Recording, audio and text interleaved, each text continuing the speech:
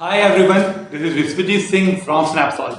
आज हम chemical properties of metals के बारे में बात करने वाले हैं, जिसमें कि हम लोग डिफरेंट डिफरेंट केमिकल रिएक्शंस देखेंगे मेटल्स का। ठीक है, तो स्टार्ट करते हैं। तो जो केमिकल प्रॉपर्टीज है या रिएक्टिविटी कह सकते हैं हम लोग मेटल्स का, वो उसका एक सीरीज है हमारे पास, रिएक्टिविटी सीरीज। ठीक है, इसी पे पूरी तरह से डिपेंडेंट है हमारे केमिकल रिएक्शंस। ठीक है, बहुत सारे केमिकल रिएक्शंस हैं जो आपको, जब तक ये रिएक्टिविटी सीरीज याद नहीं होगी तब तक वो केमिकल रिएक्शंस आपको समझ में नहीं आएंगे। तो इसके लिए मैंने एक अलग से वीडियो बनाया हुआ है जिसमें कि आप रिएक्टिविटी सीरीज को याद करने का ट्रिक सीख सकते हैं। अगर आपने वो वीडियो नहीं देखा है तो आपको उसका लिंक डिस्क्रिप्शन में मिल जाएगा, पहले उसे जाके देख लीजिए, उसके बाद हम आगे यहाँ पे करेंगे। ठीक है, तो स्टार्ट करते हैं। तो यहाँ पे जो हमारे केमिकल प्रॉपर्टीज है मेटल्स के, तो मेटल्स रिएक्ट कैसे करते हैं, किस सब्सटेंस के कैसे रिएक्ट करते हैं, इसी के बारे में हमको यहाँ सीखना है। तो पहले तो यहाँ रिएक्टिविटी सीरीज के थोड़ा सा देख लेते हैं कि ये जो आपका रिएक्टिविटी सीरीज है, इसमें जो ऊपर वाले मेटल्स होते हैं वो हाई रिएक्टिव होते हैं, नीचे वाले लो रिएक्टिव होते हैं। ठीक है, मतलब कि अगर कोई मेटल ऊपर लिखा है और नीचे कोई मेटल लिखा है तो इसका मतलब ये हुआ कि ऊपर वाला मेटल नीचे वाले मेटल से ज्यादा रिएक्टिव है। ठीक है, यही रिएक्टिविटी सीरीज जो है ये हमको बताता है। तो ये हो गया। अब हम लोग जो है, जैसे कोई भी एक मेटल का प्रॉपर्टी है, जैसे reaction of metal with water. First is reaction of metals with water। अगर हम वाटर के साथ रिएक्शन देखें मेटल्स का, ठीक है, तो वाटर के साथ रिएक्ट होके मेटल क्या फॉर्म करता है, तो उसका जो सिंपल सा रिएक्शन है, मेटल अगर रिएक्ट करता है वाटर के साथ तो they form metal hydroxide plus hydrogen. ठीक है, मेटल अगर वाटर के साथ रिएक्ट करता है तो मेटल हाइड्रोक्साइड और हाइड्रोजन का फॉर्मेशन होता है। इस बात को आपको याद रखना है। ठीक है, तो अब क्या है कि जो डिफरेंट डिफरेंट यहाँ पे जो हमारे पास मेटल्स हैं वो डिफरेंट डिफरेंट कंडीशन पे वाटर के साथ रिएक्ट करते हैं। जैसे कि अगर हम पोटेशियम का बात करें, पोटेशियम अगर हम इसको वाटर में डालें तो अगर वो वाटर, पोटेशियम या सोडियम, दोनों के साथ वही है कि अगर दोनों में से कोई भी मेटल को अगर हम कोल्ड वाटर में भी रख दें, ठंडा, बिल्कुल ठंडा पानी में भी डाल दें, तो भी क्या करेगा, दोनों रिएक्ट कर जाएगा। KOH, यहाँ पे पोटेशियम हाइड्रोक्साइड या सोडियम हाइड्रोक्साइड का फॉर्मेशन होगा, साथ में हाइड्रोजन गैस रिलीज होता है। ठीक है, तो ये हो गया कि अगर कोई हमारा जो सबसे ऊपर वाला जो मेटल्स है वो हाईएस्ट रिएक्टिव है, सबसे ज्यादा रिएक्टिव है, तो वो कोल्ड वाटर के साथ भी रिएक्ट कर जाते हैं।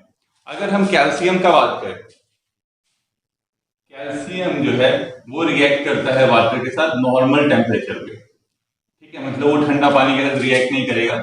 यहाँ पे कैल्शियम हाइड्रोक्साइड का फॉर्मेशन होगा, साथ में वाटर रिलीज होगा। ठीक है, तो ऐसा ही है, बैलेंस नहीं है यहाँ केमिकल रिएक्शंस, आप खुद कर सकते हैं बैलेंस। इसके बाद फिर आगे हमारे पास दिया हुआ है कैल्शियम प्लस वाटर, हमारा कैल्शियम हाइड्रोक्साइड हो गया। और अगर हम इससे नीचे जाएंगे, अभी हम लोग पोटेशियम, सोडियम, कैल्शियम तक आए, अब इससे नीचे अगर हम जाएं, ठीक है, तो यहाँ पे हमको क्या करना होगा, जैसे अगर हम एल्यूमिनियम के साथ चाहें कि वाटर,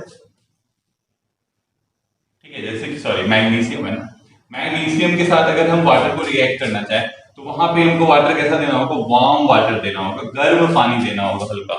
ठीक है, थोड़ा सा गर्म होना चाहिए वाटर, तो मैग्नीशियम जो है वो रिएक्ट करेगा किसके साथ, वाटर के साथ, क्या फॉर्म करेगा, हाइड्रोजन गैस रिलीज करेगा। अगर हम और थोड़े से नीचे आ जाए, ठीक है, मैग्नीशियम से नीचे आए, एल्यूमिनियम है, जिंक है, आयरन है, तो एल्यूमिनियम, जिंक, आयरन ये रिएक्ट करते हैं वाटर में, कौन सा, स्टीम के साथ। ठीक है, मतलब ये हो रहा है कि आपको अलग से एनर्जी अब प्रोवाइड करना पड़ रहा है रिएक्शन के लिए। सबसे पहले तो ये जो रिएक्शन हुआ ये बहुत ज्यादा विग्रस रिएक्शन है। ठीक है, विग्रस कहने का मतलब बहुत ज्यादा होता है रिएक्शन, मतलब बहुत तेजी से होता है और इतना ज्यादा उसमें हीट प्रोड्यूस होता है कि जो हाइड्रोजन है उसमें आग लग जाता है। मतलब कि आप अपने पोटेशियम में सोडियम को वाटर में डाला, डालते ही वाटर में ही क्या कहते हैं, वाटर कैचेस फायर, मतलब वाटर फायर नहीं कैच करता है, लेकिन उसमें जो हाइड्रोजन गैस रिलीज हो रहा है और वो इतना ज्यादा हीट प्रोड्यूस कर रहा है जो ये रिएक्शन में, कि वो हाइड्रोजन गैस में आग लग जाता है, हाइड्रोजन कैचेस द फायर। तो इसमें दोनों में होता है आपका, सोडियम और पोटेशियम में। पर जैसे कैल्शियम का बात करें तो उसमें नॉर्मल वाटर यूज करते हैं हम लोग, और इसमें उतना ज्यादा हीट प्रोड्यूस नहीं होता है कि हाइड्रोजन में आग लगे, ठीक है। वही सेम चीज यहाँ मैग्नीशियम को हमको और थोड़ा सा गर्म पानी देना पड़ रहा है, मतलब अलग से हमको हीट देना पड़ रहा है।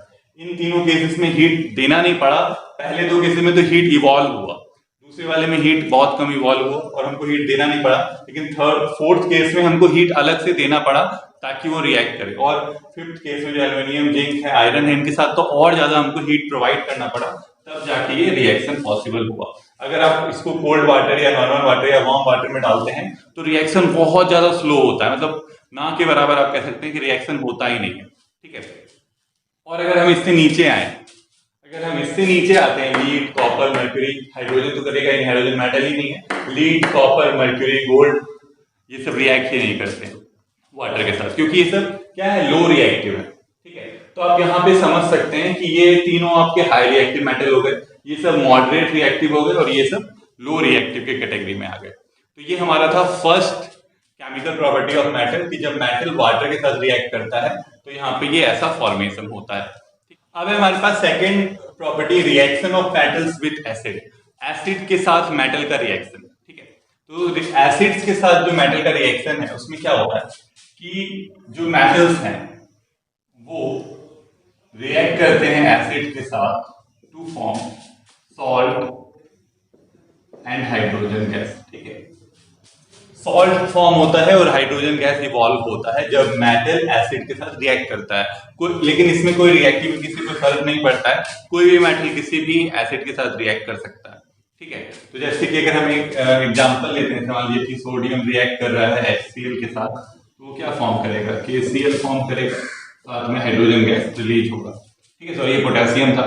ऐसे अगर आप सोडियम का रिएक्शन करवा दें किसी के साथ H2SO4 के साथ, तो वो क्या फॉर्म करेगा, Na2SO4 फॉर्म करेगा, साथ में हाइड्रोजन गैस रिलीज होगा। तो यही आपका ये सॉल्ट है और ये हाइड्रोजन गैस रिलीज होता है। तो ये आपका ये क्या है कि जब हमारा मेटल और एसिड रिएक्ट करता है तो ऐसा रिएक्शन यहाँ पे हमको मिलता है। पर इसमें एक्सेप्शंस है, ठीक है, दो एक्सेप्शंस हैं, दो तरह के। इस पे आते हैं, अगर मान लीजिए कि कोई मेटल है वो नाइट्रिक एसिड के साथ रिएक्ट कर जाए HNO3 के साथ, तो क्या होगा, तो यहाँ पे सॉल्ट तो फॉर्म होगा ही, पर साथ में क्या फॉर्म होगा, वाटर का फॉर्मेशन होगा। याद ये रखना है आपको कि अगर कोई मेटल किसके साथ रिएक्ट करे, नाइट्रिक एसिड के साथ, तो क्या फॉर्म कर देता है, वाटर फॉर्म कर देता है हाइड्रोजन के बदले। इसका रीजन क्या है कि यहाँ पे NO3 जो है ये क्या है, स्ट्रॉन्ग ऑक्सीडाइजिंग एजेंट है,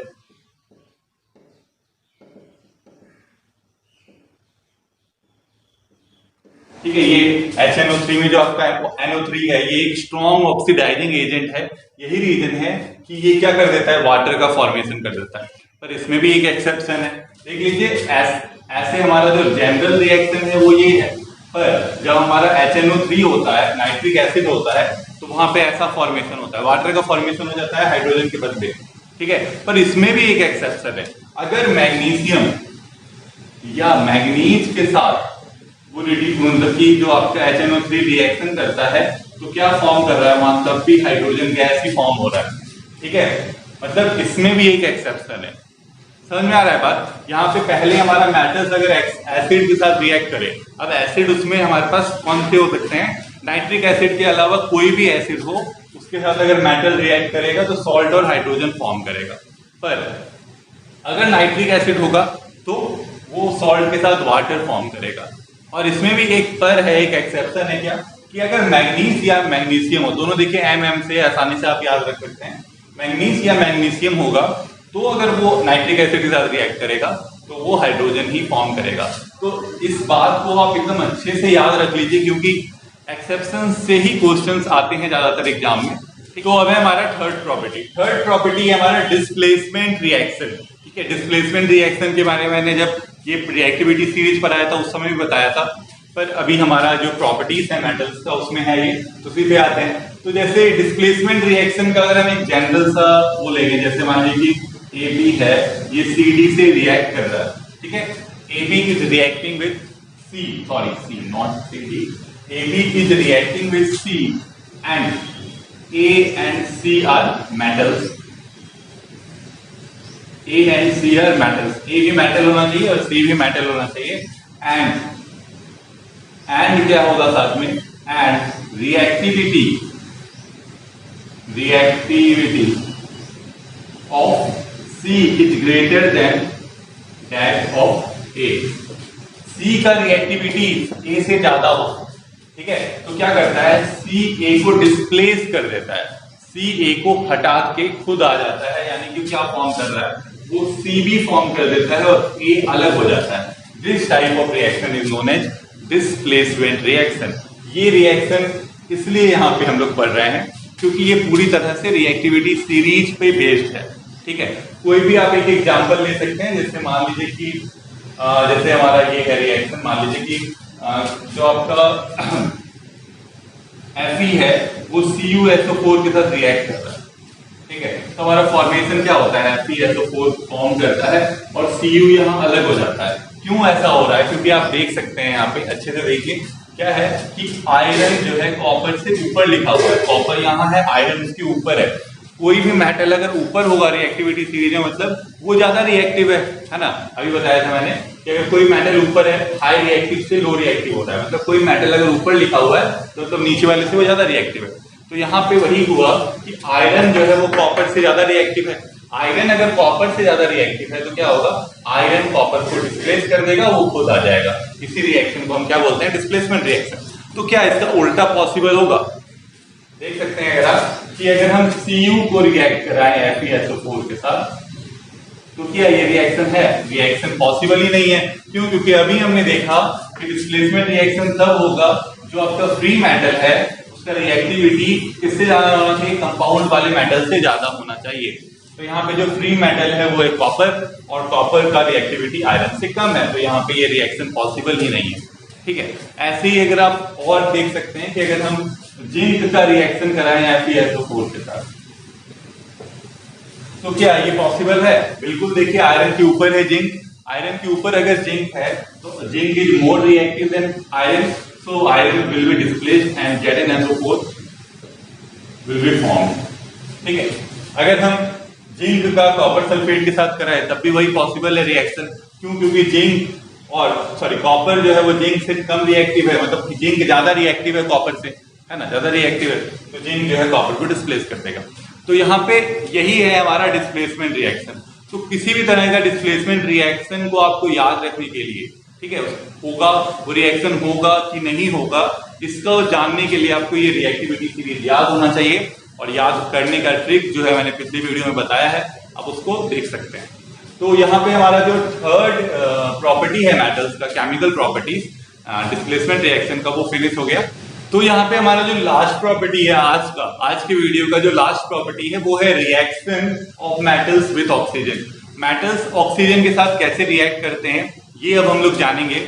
इसके लिए हम लोग को देखिए फिर इसमें भी रिएक्टिविटी सीरीज का जरूरत उतना नहीं है। जरूरत हमको कहाँ पे था, वाटर वाले में था और डिस्प्लेसमेंट रिएक्शन वाले में था। एसिड वाले में उतना कोई खास जरूरत नहीं था, वैसे ही यहाँ पे भी ऑक्सीजन वाले में उतना कोई खास जरूरत है नहीं रिएक्टिविटी सीरीज का।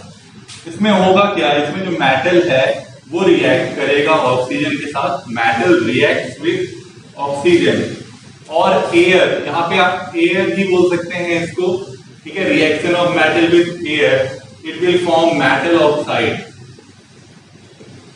It will form metal oxide. अब बोलिएगा कि एयर के साथ क्यों, अब आपने कभी भी देखा होगा, बहुत बार देखा होगा कि मेटल रिएक्ट विद एयर, तो एयर में ऑक्सीजन के साथ ही रिएक्ट करता है।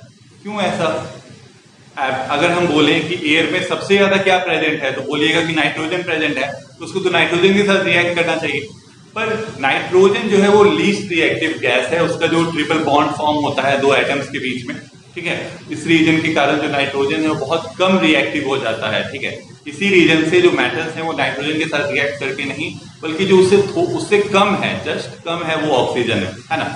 सबसे ज्यादा हमारे एटमॉस्फेयर में नाइट्रोजन है, उसके बाद क्या है, ऑक्सीजन है। तो इसीलिए जो है ऑक्सीजन के साथ मेटल्स ज्यादा रिएक्ट करते हैं, क्योंकि ऑक्सीजन आसानी से रिएक्ट कर जाता है। तो मेटल्स जो है, जब भी हम कहीं पे एयर का बात देखें कि कोई चीज एयर के साथ रिएक्ट कर रहा है, तो वहां पे हम क्या मानेंगे उसको कि वो ऑक्सीजन है, ठीक है। तो यहाँ पे मेटल आपका एयर या ऑक्सीजन के साथ रिएक्ट करके क्या फॉर्म कर रहा है, मेटल ऑक्साइड का फॉर्मेशन कर रहा है। तो कोई भी मेटल फॉर्म कर सकता है। अगर मान लीजिए कि पोटेशियम है, वो ऑक्सीजन के साथ रिएक्ट करेगा तो पोटेशियम ऑक्साइड फॉर्म होगा। सोडियम रिएक्ट करेगा तो सोडियम ऑक्साइड फॉर्म होगा। कैल्शियम रिएक्ट करेगा, कैल्शियम ऑक्साइड फॉर्म होगा। मैग्नीशियम रिएक्ट करेगा, मैग्नीशियम ऑक्साइड। एल्यूमिनियम रिएक्ट करेगा, एल्यूमिनियम ऑक्साइड। ये ऐसा ही फॉर्मेशन होता है।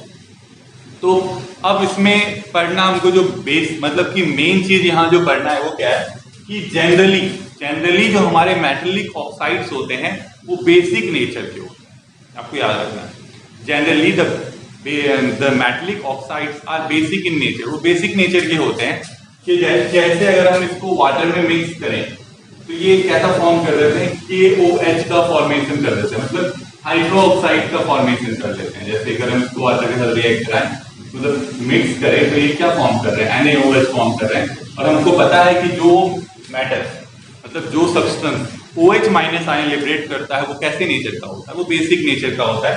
इसलिए मेटलिक ऑक्साइड्स को हम क्या मानते हैं, बेसिक नेचर इनका मानते हैं इन जनरल, ठीक है, जनरली। बट हमारे पास दो ऐसे ऑक्साइड्स हैं, कौन से, एल्युमिनियम और जिंक के, इनको हम एम्फोटेरिक ऑक्साइड्स बोलते हैं, ठीक है। एम्फोटेरिक ऑक्साइड्स बोलते हैं हम किसको, एल्युमिनियम और जिंक को। ये क्या होते हैं, ये ड्यूअल नेचर शो करते हैं। ड्यूअल नेचर मतलब एसिडिक भी बिहेवियर शो करते हैं, साथ में बेसिक बिहेवियर भी शो करते हैं। अब एक एग्जांपल देख लेते हैं। मतलब मान लीजिए कि एल्युमिनियम का रिएक्शन है हमारे सिलेबस में, Al2O3 है, ये एल्युमिनियम ऑक्साइड है। तो ये अगर बेस के साथ रिएक्ट करता है, बेस यानी कोई भी एक बेस ले लीजिए NaOH, ठीक है, अगर ये बेस के साथ रिएक्ट कर रहा है तो ये क्या फॉर्म करता है, ये NaAlO2 फॉर्म करता है, ठीक है, और साथ में वाटर, ठीक है। एसिड और बेस का रिएक्शन आपने पढ़ा होगा, नहीं पढ़ा है तो मैं बता देता हूं कि अगर एसिड एंड बेस रिएक्ट करते हैं तो सॉल्ट और वाटर का फॉर्मेशन होता है। तो यहाँ पे ये बेस है, ये तो पता है। अगर ये बेस है और यहाँ सॉल्ट एंड वाटर का फॉर्मेशन हो रहा है तो इसका मतलब क्या कि ये एसिड होना चाहिए, है ना, ये एसिड होना चाहिए। मतलब यहाँ पे एल्युमिनियम ऑक्साइड कैसा बिहेवियर शो कर रहा है, एसिडिक बिहेवियर शो कर रहा है। पर अगर हम इसको एसिड के साथ रिएक्ट करा दें तो चलिए करा के देखते हैं। अगर मान लीजिए आपका Al2O3 है, वो अगर किसी एसिड के साथ, मान लीजिए HCl के साथ रिएक्ट कर रहा है तो वो क्या फॉर्म कर देता है, AlCl3 फॉर्म कर रहा है और साथ में वाटर का फॉर्मेशन हो रहा है। तो फिर देखिए यहाँ पे कि अब तो ये तो एसिड है और सॉल्ट और वाटर फॉर्म हो रहा है। ये एसिड है, सॉल्ट वाटर फॉर्म हो रहा है। एसिड किसके साथ रिएक्ट करके सॉल्ट एंड वाटर फॉर्म करता है, बेस के साथ। तो यहाँ पे हमारा ये क्या फॉर्म, ये कैसा नेचर शो कर रहा है, बेसिक नेचर शो कर रहा है। देख रहे हैं ड्यूअल बिहेवियर यहाँ पे शो हो रहा है, दो तरह का बिहेवियर ये ऑक्साइड शो कर रहा है। ऐसा ही जिंक का ऑक्साइड भी शो करता है। तो aluminium oxide and zinc oxide are amphoteric in nature, ठीक है। आपको ये याद रखना है कि वो एम्फोटेरिक होते हैं। एम्फोटेरिक ऑक्साइड्स यानी कि जो ऑक्साइड्स कभी कभी एसिड की तरह रिएक्ट करते हैं, कभी कभी बेस की तरह बिहेव करते हैं। डिपेंड करता है वो रिएक्शन किस सब्सटेंस के साथ रिएक्ट कर रहे हैं। अगर वो एसिड के साथ रिएक्ट करेंगे तो बेस की तरह रिएक्शन होगा, और अगर बेस के साथ रिएक्ट करेंगे तो एसिड की तरह रिएक्शन करेंगे। तो यहाँ पे जो है हमारा ये chemical properties of metals, 4 chemical properties हम पढ़ चुके हैं। अब एक हमारे पास है reaction between metals and non metals, वो हम लोग नेक्स्ट वीडियो में पढ़ेंगे। तब तक के लिए बाय।